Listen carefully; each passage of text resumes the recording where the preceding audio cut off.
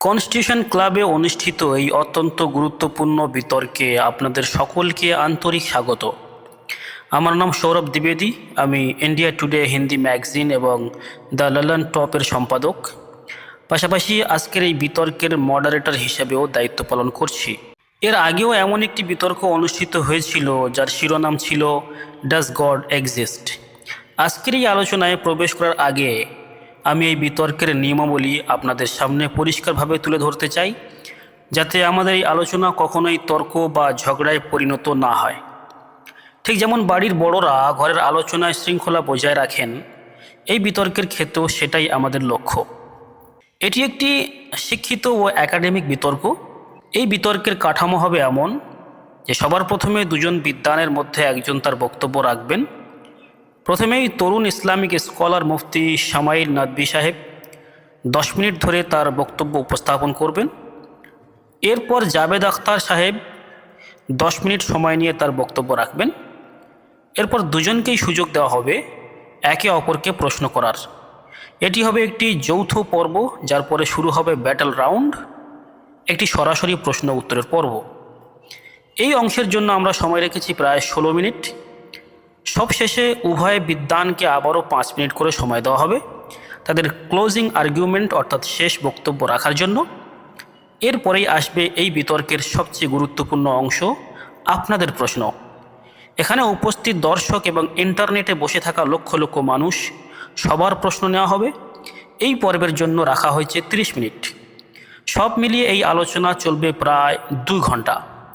তবে 2-3টি মৌলিক বিষয় আমাদের অবশ্যই মনে রাখতে হবে। এখানে কোনো স্লোগান বা কোনো হট্টগোল গ্রহণযোগ্য নয়, কারণ পুরো দুনিয়া আমাদের দেখছে।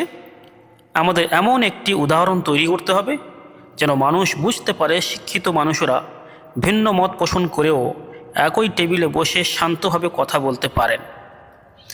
আমার সামনে বসে আছেন জওহরলাল নেহরু বিশ্ববিদ্যালয়ের অধ্যাপক পুরুষোত্তম আগরওয়ালজি। তিনি আমাদের শিখিয়েছিলেন সহমতের সাহস এবং দ্বিমতের বিবেক, এই দুটিই সমান জরুরি। আরেকটি বিষয় স্পষ্ট করে বলা প্রয়োজন, এটি কোনো নির্দিষ্ট ধর্মের পক্ষে বা বিপক্ষে বিতর্ক নয়। কোনো ধর্মকে মহান প্রমাণ করা বা কাউকে খাটো করার জন্য এই আয়োজন নয়। যদি কেউ সেই উদ্দেশ্যে এখানে এসে থাকেন, তাহলে তারা হয়তো হতাশ হবেন। ধর্মীয় প্রতীকের ব্যবহার নিয়েও আমরা সংযম বজায় রাখব। এই দুইজন মানুষ যাদের এখন আপনাদের খুব গম্ভীর মনে হচ্ছে, আসলে তারা দুজনেই অত্যন্ত ভদ্র ও ভালো মানুষ। গতকাল সন্ধ্যায় চায়ের আড্ডায় তাদের দেখা হয়েছিল, অনেক হাসি ঠাট্টাও হয়েছিল, এমনকি একসাথে ছবি তোলাও হয়েছে। এটাই প্রমাণ করে যে ইন্টারনেটে আমরা যে হট্টগোল দেখি, বাস্তবে মানুষ অনেক বেশি শান্ত এবং সংলাপের জন্য প্রস্তুত। টুইটারের কথা টুইটারই থাক, এলন মাস্ক অবশ্য আজকাল একে এক্স বলেন। এখন বিতর্কের শুরুতে আমি আমাদের দুই বিদ্বানের পরিচয় করিয়ে দিতে চাই। যদিও তাদের আলাদা করে পরিচয়ের প্রয়োজন নেই, তবুও সাংবাদিকতায় আমাদের শেখানো হয় কখনো অনুমান করো না, অ্যাজিউম করো না। বিজ্ঞানও একই কথা বলে। প্রথমে মুফতি শামাইল নাদভী সাহেব, তিনি একজন ইসলামিক বিদ্বান, শিক্ষাবিদ এবং কলকাতার ওয়াহিয়াইন ফাউন্ডেশনের প্রতিষ্ঠাতা। লখনউয়ের ঐতিহ্যবাহী দারুল উলুম নাদওয়াতুল উলামা থেকে তিনি গ্র্যাজুয়েশন সম্পন্ন করেছেন। সোশ্যাল মিডিয়া এবং জনসম্মুখে শিক্ষাদান ও বৌদ্ধিক আলোচনায় তিনি সক্রিয়ভাবে যুক্ত। বর্তমানে তিনি ইন্টারন্যাশনাল ইসলামিক ইউনিভার্সিটি মালয়েশিয়া থেকে পিএইচডি করেছেন। মজার বিষয় হলো, পড়াশোনার পাশাপাশি তিনি ট্রাভেল ব্লগও তৈরি করেন। পেট্রোনাস টাওয়ারের সামনে করা তার ব্লগ আমরা ইতিমধ্যে দেখেছি। অন্যদিকে আমাদের সঙ্গে আছেন জাবেদ আখতার সাহেব। তিনি একজন কবি, শায়ের, গদ্যকার এবং ভারতীয় চলচ্চিত্র জগতের অসংখ্য স্মরণীয় সংলাপ ও গানের রচয়িতা। এছাড়াও নিজের বৈজ্ঞানিক চিন্তাধারা এবং ঘোষিত নাস্তিকতা নিয়ে তিনি বরাবরই স্পষ্ট। যুক্তিবাদী তার চিন্তার কেন্দ্রবিন্দু। ভদ্রমহিলা ও মহোদয়গণ, ডাজ গড এক্সিস্ট, এই প্রশ্নের উত্তর মানুষ যুগ যুগ ধরে খুঁজে চলেছে। আমি আশা করি আজকের এই আলোচনায় আমরা এই মৌলিক প্রশ্নগুলোর কিছু উত্তর খুঁজে পেতে পারব। সবচেয়ে আগে আমি মঞ্চে আমন্ত্রণ জানাচ্ছি মুফতি শামাইল নাদভী সাহেবকে। আসুন, আপনি আপনার বক্তব্য এখানে পেশ করুন।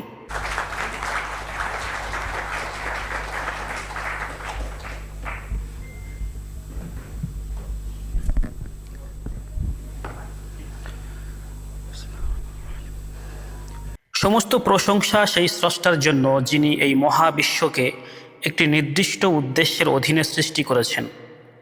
সম্মানিত জাভেদ আখতার সাহেব, সম্মানিত সঞ্চালক সৌরভ দ্বিবেদী সাহেব এবং উপস্থিত সম্মানিত শ্রোতাবৃন্দ, আজ এখানে উপস্থিত থাকার জন্য আপনাদের সবাইকে ধন্যবাদ। আজকের এই বিতর্কের বিষয় যেহেতু ঈশ্বর কি আছেন, ডাজ গড এক্সিস্ট, তাই শুরুতেই একটি বিষয় স্পষ্ট করা অত্যন্ত জরুরি। এই প্রশ্নের উত্তর খুঁজতে গেলে মানুষ ভিন্ন ভিন্ন মানদণ্ড ব্যবহার করতে পারে, কিন্তু বিতর্কের শুরুতেই আমাদের ঠিক করে নিতে হবে আজকের আলোচনায় কোন মানদণ্ড গ্রহণযোগ্য হবে আর কোনটি হবে না। প্রথম যে মানদণ্ডটির কথা সাধারণত বলা হয় তা হলো সায়েন্স, বিজ্ঞান। আমি জানি সম্মানিত জাভেদ আখতার সাহেব খুব দ্রুত এই মানদণ্ডটির দিকে যেতে পারে, কিন্তু বাস্তবতা হলো বিজ্ঞান নিজেই ঈশ্বরের অস্তিত্ব প্রমাণ করা বা অস্বীকার করার সরাসরি কোনো উপকরণ নয়। এই কথা আমি বলছি না, এই কথা বলেছেন বিজ্ঞানেরই বিশেষজ্ঞরা।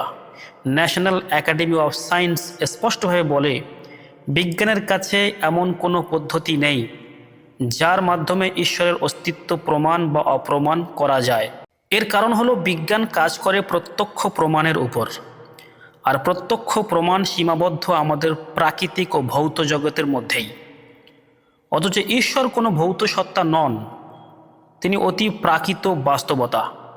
সুতরাং যে যন্ত্র ভৌত বাস্তবতা পরিমাপের জন্য তৈরি, তা দিয়ে অতি প্রাকৃত বাস্তবতাকে যাচাই করা সম্ভব নয়।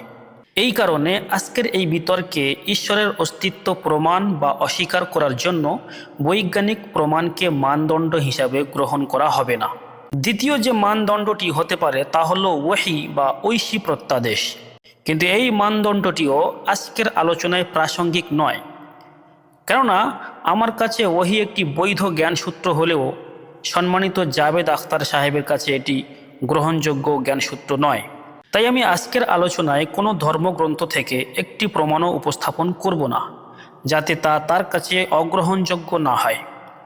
এখন আসে তৃতীয় মানদণ্ড, প্রত্যক্ষ পর্যবেক্ষণ।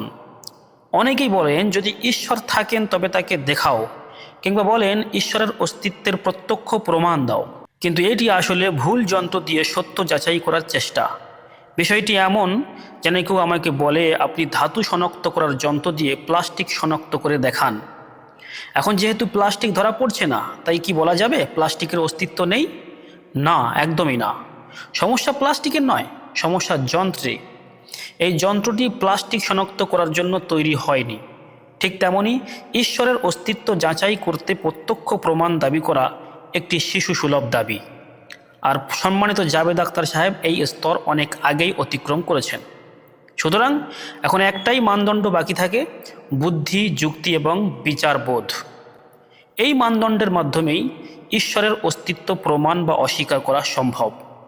কিন্তু যেহেতু বিষয়টি অত্যন্ত গুরুত্বপূর্ণ ও সংবেদনশীল, তাই এখানে যে যুক্তি দেওয়া হবে তা হতে হবে একেবারে স্পষ্ট, নির্দিষ্ট এবং অস্বীকার অযোগ্য। এমন যুক্তি যা 2 আর 2 4 হওয়ার মতো পরিষ্কার। উদাহরণ হিসাবে ধরুন সৌরভ সাহেব একজন মানুষ, আর সব মানুষই সচেতন সত্তা, সুতরাং সৌরভ সাহেবও একজন সচেতন সত্তা। এটি কি একটি অস্পষ্ট যুক্তি? একদম না, এটি একটি স্পষ্ট যুক্তি। এটি একেবারে নির্দিষ্ট ও অস্বীকার অযোগ্য যুক্তি। এই যুক্তিকে যুক্তির মাধ্যমে বাতিল করা সম্ভব নয়।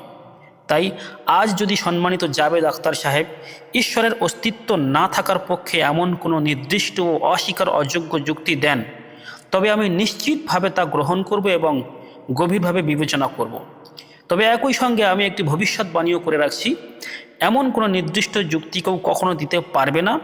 আমরা যুক্তি উপস্থাপন করব, নির্দিষ্ট যুক্তি দেব, এমন যুক্তি দেব যা সমগ্র নাস্তিক জগৎও খণ্ডন করতে পারবে না ইনশাআল্লাহ। চলুন একটি সহজ উদাহরণ কল্পনা করি। ধরুন আমরা সবাই একটি নির্জন দ্বীপে আছি, যেখানে আমাদের আগে কোনো মানুষ কখনো যায়নি। হঠাৎ হাঁটতে হাঁটতে আপনার চোখে পড়ল একটি গোলাপি রঙের বল মাটিতে পড়ে আছে।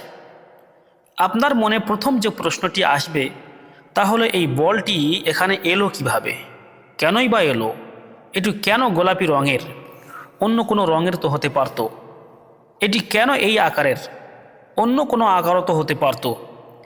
স্বাভাবিকভাবেই আপনি এই সিদ্ধান্তে পৌঁছাবেন যে নিশ্চয়ই কেউ আছে যে নির্দিষ্ট এই বৈশিষ্ট্যগুলো দিয়ে বলটি তৈরি করেছে এবং এখানে রেখে গেছে। কারণ আপনি জানেন এই বলটির অস্তিত্ব অপরিহার্য নয়, এটি ঠিক থাকতেও পারতো, নাও থাকতে পারতো, আর যদি থাকতেই হতো তবে অন্য কোনো রূপেও থাকতে পারতো। এখন এই বলটিকে কল্পনায় বড় করতে থাকুন, বড় করতে থাকুন, এত বড় করুন যতক্ষণ না সেটি পুরো মহাবিশ্বের আকার ধারণ করে।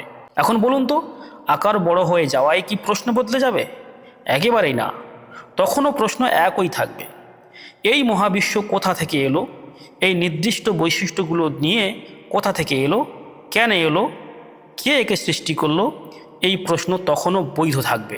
কিন্তু এই প্রশ্নটি যদি আমরা জনাব জাবেদ আখতার সাহেবকে করি, তাহলে যেহেতু তার বিশ্বদৃষ্টি নাস্তিকতাবাদী, এবং শুধু তার নয়, যত নাস্তিক এবং যারা নাস্তিক বিশ্বদৃষ্টি ধারণ করেন তাদের কাছে যদি জিজ্ঞেস করা হয় এই মহাবিশ্ব কোথা থেকে এলো, তবে তাদের উত্তর হয় আর্গুমেন্ট ফ্রম ইগনোরেন্স, নয়তো ডগম্যাটিক হবে। হয় তারা বলবে আমি জানি না এটি কোথা থেকে এলো, অতএব ঈশ্বর নেই, এটি স্পষ্টতই আর্গুমেন্ট ফ্রম ইগনোরেন্স, অথবা তারা বলবে এই মহাবিশ্ব নিজে নিজেই সৃষ্টি হয়ে গেছে, যার মানে দাঁড়ায় এই বলটিও নিজে নিজেই সৃষ্টি হয়ে যাওয়া উচিত ছিল। কিন্তু বলের ক্ষেত্রে এই ব্যাখ্যাটি গ্রহণ করা হবে না যে এটি আপনা আপনি হয়ে গেছে, অথচ মহাবিশ্বের ক্ষেত্রে ঠিক সেটাই মেনে নেওয়া হবে। এটাকেই অন্য ভাষায় ডগমা বলা হয়। দ্বিতীয়ত, আমাদের জাবেদ আখতার সাহেব অবশ্যই গড অব দ্য গ্যাপসের উদাহরণ দেবেন এবং বলবেন যে আগেকার যুগে বিদ্যুৎ চমকালেই মানুষ এক দেবতার দিকে আর বৃষ্টি হলেই আর এক দেবতার দিকে তা আরোপ করত, কারণ তাদের কাছে তখন ব্যাখ্যা ছিল না। কিন্তু এটি আমাদের বিশ্ব দৃষ্টি নয়, কারণ প্রাকৃতিক ঘটনাগুলোর প্রক্রিয়ার ব্যাখ্যা জেনে নেওয়া থেকেই কিভাবে প্রমাণ হয়ে যায় যে ঈশ্বরের অস্তিত্ব নেই, এ বিষয়ে আমি ইনশাআল্লাহ সামনে আরও কথা বলবো। আপনারা এটাও লক্ষ্য করবেন এবং আমি আশা করি আমাদের সম্মানিত জাবেদ আখতার সাহেব আবেগভিত্তিক যুক্তিও তুলে ধরবেন, যা সত্য নির্ধারণের ক্ষেত্রে একটি লজিক্যাল ফ্যালাসি। যেমন তিনি বলবেন যদি ঈশ্বর থাকেন তাহলে মন্দ কেন আছে, জুলুম কেন আছে, অথচ আমি বলি মন্দের অস্তিত্ব ঈশ্বরের অস্তিত্বের বিরুদ্ধে কোনো প্রমাণ নয়, বরং যদি ঈশ্বর থাকেন তাহলে আমরা সবাই তার কাছে জবাবদিহির আওতায় থাকি, আর যদি জবাবদিহি থাকে তবে সেই জবাবদিহির জন্য মন্দের উপস্থিতি প্রয়োজন, তাছাড়া আমরা জবাবদিহির যোগ্য হতে পারি না। আর যদি আমরা জবাবদিহির যোগ্য না হই তাহলে আমরা জাবেদ আখতার সাহেবকে জিজ্ঞেস করব এই দুনিয়ায় কষ্ট কেন আছে? যদি ঈশ্বর না থাকেন তাহলে কষ্ট কেন আছে? আর সেই সব মানুষের আবেগের কি হবে যাদের ভেতরের কষ্টের পর প্রতিশোধের আকাঙ্ক্ষা জন্ম নিয়েছিল এবং তারা এই পৃথিবী ছেড়ে চলে গেছে? তাদের সব যন্ত্রণা কি তাহলে অর্থহীন হয়ে যাবে? এখন আবার সেই উদাহরণে ফিরে আসি। যদি কেউ আমাকে জিজ্ঞেস করে এই বলটি কে বানিয়েছে বা এই উদাহরণটি কে তৈরি করেছে, তাহলে আমি বলবো যেহেতু এই মহাবিশ্ব এবং এই মহাবিশ্বের ভেতরের থাকা সমস্ত কিছুই কন্টিনজেন্ট, আর কন্টিনজেন্ট হওয়া অর্থ হলো যে সত্তা নিজের অস্তিত্বের জন্য অন্য কিছুর উপর নির্ভরশীল, সুতরাং স্পষ্ট এই মহাবিশ্ব কন্টিনজেন্ট। আর যদি কেউ দাবি করে যে মহাবিশ্বের ভেতরে এমন কোনো কিছু আছে যা কন্টিনজেন্ট নয়, তবে আমি অনুরোধ করব দয়া করে দেখিয়ে দিন সেটি কোনটি, আমরাও একটু ভেবে দেখব। আর যখন কন্টিনজেন্ট বস্তুসমূহ বিদ্যমান, তখন দার্শনিকদের পরিভাষা অনুযায়ী আমরা সেই স্তরে পৌঁছাই এবং সেই সত্তার ধারণায় পৌঁছায় যাকে বলা হয় নেসেসারি বিং, এমন এক অপরিহার্য সত্তা যার না থাকা অসম্ভব, কারণ যদি সে না থাকে তাহলে কোনো কিছুই অস্তিত্বে আসতে পারে না, আর এই সব কন্টিনজেন্ট বস্তু তার উপরই নির্ভরশীল। এখন যদি আপনি প্রশ্ন করেন তাহলে সেই সত্তাকে কে সৃষ্টি করলো, তার কারণ কি, তার কারণ কি, এভাবে অনন্তকাল প্রশ্ন করতে থাকলে একে বলা হয় ইনফিনিট রিগ্রেস অফ কজেস, যা একটি লজিক্যাল ফলাফল। ধারণাগতভাবে অসীম কল্পনা করা যায়, যেমন সংখ্যার ক্ষেত্রে 1, 2, 3 এভাবে গুনতে থাকলে অসীম সংখ্যা পাওয়া যায়। কিন্তু আমি ধারণাগত কথা বলছি না, আমি বাস্তব জগতে প্রমাণ দেখাতে বলছি যে কারণের ক্ষেত্রে অনন্ত পশ্চাৎগমন সম্ভব কিনা। যদি সম্ভব হয় আমরা মেনে নেব, উদাহরণ দিয়ে দেখান। আর যদি সম্ভব না হয় তবে একটি অপশান বাকি থাকে, সেই নেসেসারি বিং, এমন এক নেসেসারি সত্তা যা সম্পূর্ণ স্বাধীন, কারণ যদি সে নির্ভরশীল হয় তবে সে আর নেসেসারি থাকে না।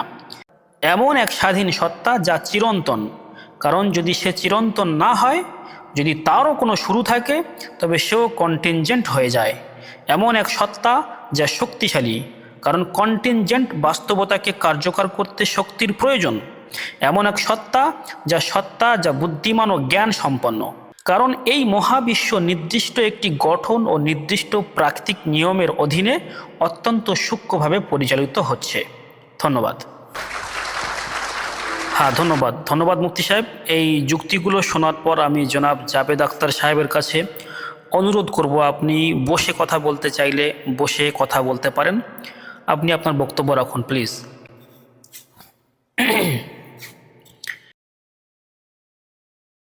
প্রথমেই আমি মুফতি সাহেবকে একটি ভালো খবর দিতে চাই। বিজ্ঞানের বিষয়ে আমার জ্ঞান খুবই সীমিত, তাই আপনি চিন্তা করবেন না। তবে আমার মধ্যে কিছু কমন সেন্স আছে। দেখুন, ঈশ্বরের ধারণা কোনো নতুন ধারণা নয়, এটি শত শত বছর ধরে বিদ্যমান। কিছু ধর্ম 3000, 4000 বছরের পুরনো হতে পারে, কিন্তু মানুষ তো প্রায় 10,000, 12,000 বছর ধরে অস্তিত্বে আছে হোমো সাপিয়েন্সের রূপে। অ্যান্ড সবসময় কোনো না কোনো ধর্ম থেকেছে। এই ধর্মগুলো অজ্ঞ লোকদের ছিল না, এগুলো ছিল এমন গ্রিক সমাজের ধর্ম যেখানে বড় বড় দার্শনিক জন্ম নিয়েছেন। এগুলো ছিল মিশরীয়দের ধর্ম যারা পিরামিড বানিয়েছিল। এগুলো ছিল রোমানদের ধর্ম যাদের স্থাপত্য আর সেনেট মানে গণতন্ত্রে প্রাথমিক ভিত্তি সীমিত হলেও গণতন্ত্র ছিল। এই সবই তারা করেছিল। তাই তাদের দেবতাদের উপর তাদের বিশ্বাস আজকের কোনো ধার্মিক মানুষের নিজের ঈশ্বরের উপর বিশ্বাসের মতোই দৃঢ় ছিল। কিন্তু ধর্ম আসার আগে ইউরোপে একটি ধর্ম ছিল জার্মানিক ধর্ম, যার এক দেবতা ছিল, তার এক স্ত্রী ছিল, 2 ছেলে ছিল, 1 মেয়ে ছিল।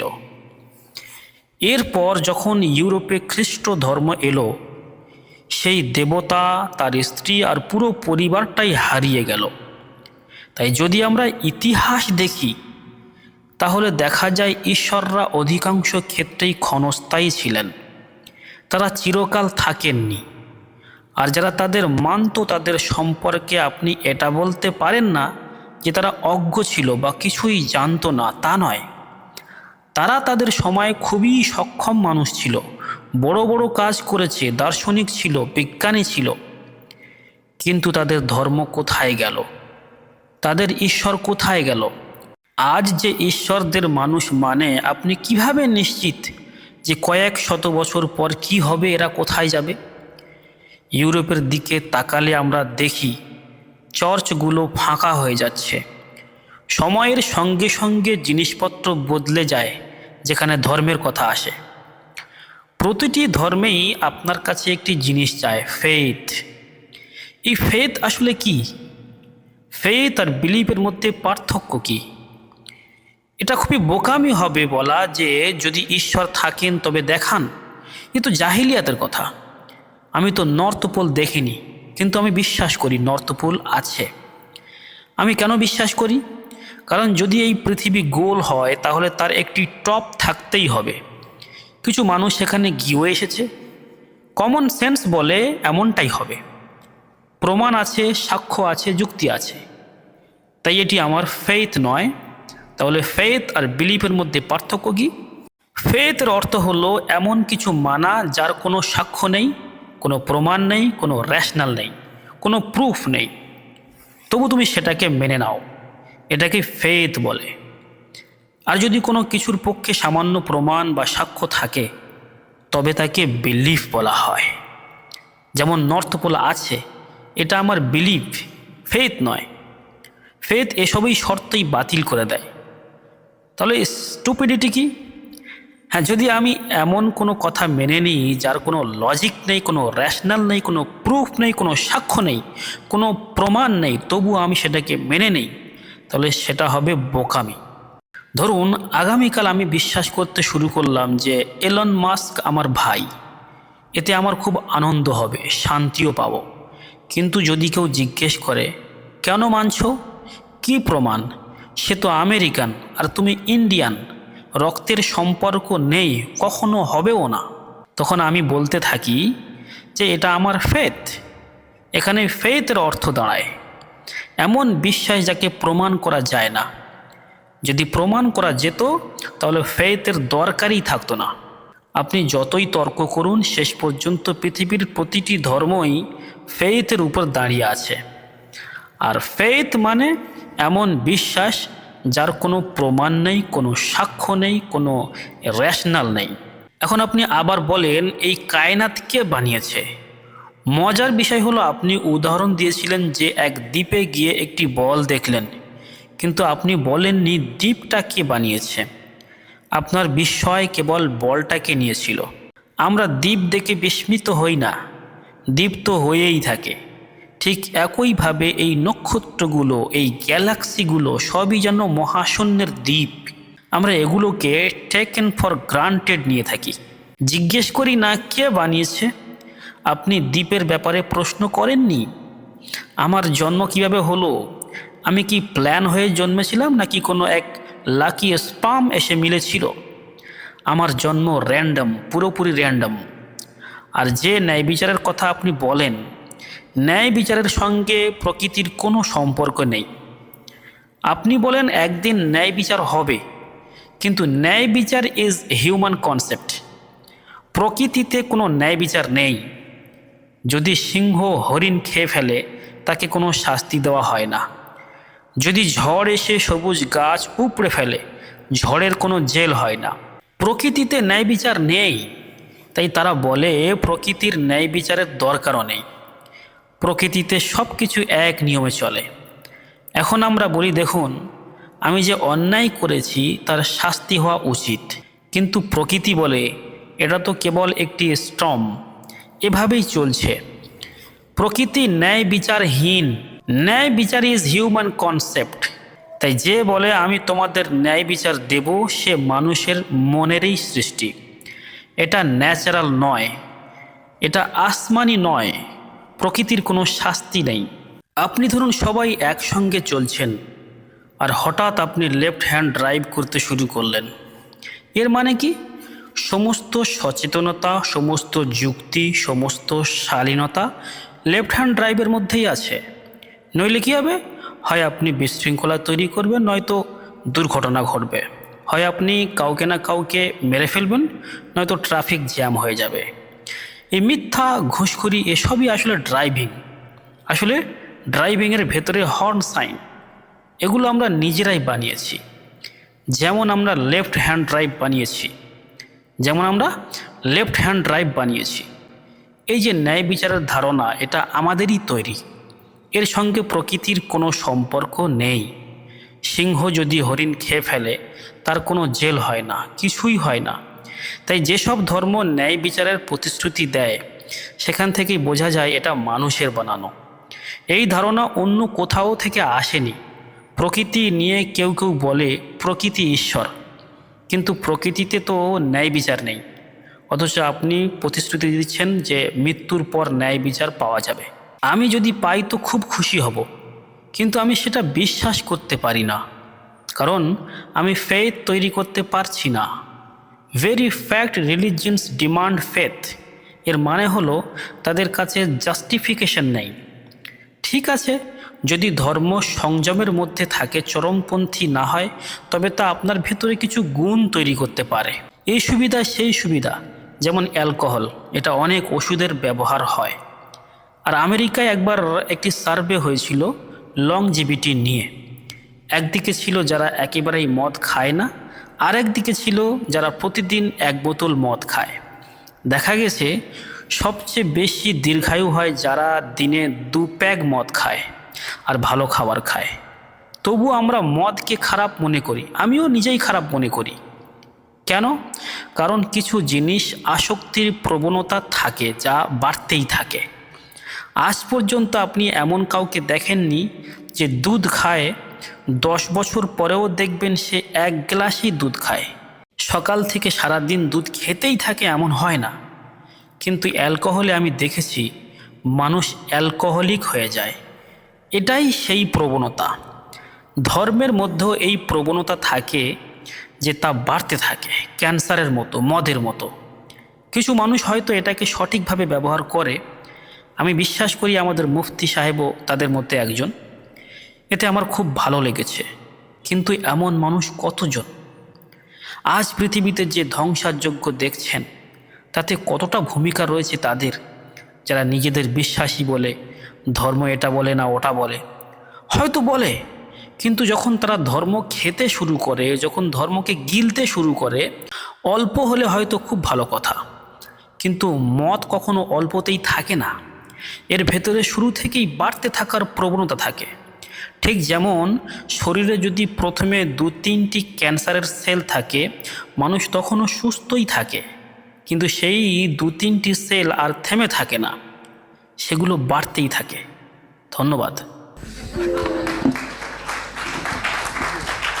जी, मैं पहले जवाबी दौर के लिए इनवाइट कर रहा हूँ मुफ्ती साहब को। Your rebuttal round 1, you have 7 minutes.